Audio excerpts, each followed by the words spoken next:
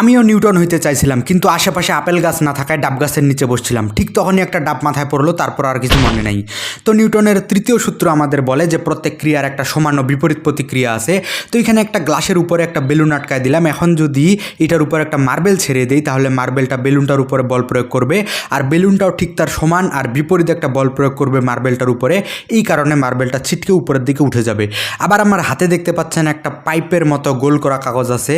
তো এইটার এক পাশের ছিদ্র বন্ধ করা আছে, আর ঠিক ওই জায়গাতেই আরেকটা ছিদ্র করা আছে যেন বাতাসটা এই পাশ দিয়ে বের হইতে পারে। আর এইখানে আমি একটা কাগজের প্যাকেট তৈরি করেছি, মাঝখানে একটা ছিদ্র আছে। এই ছিদ্রটা দিয়ে গোল কাগজটা ঢুকায় দিলাম। আর কাগজের প্যাকেটে দেখেন দুই পাশে দুইটা কোণ কাটা আছে। তো যখন আমি ফু দিব তখন বাতাসটা প্যাকেটের ভিতর দিয়ে গিয়ে এই দুইটা কোণ দিয়ে বের হবে। বাতাস এই পাশে ফোর্স দিবে আর বিপরীত ফোর্সটা কাগজটাকে উল্টা পাশে ঠেলে দিবে। তাই কাগজটা এইভাবে ঘুরতে থাকবে। ফু দিতে দিতে আমার দম শেষ। বাবা গো।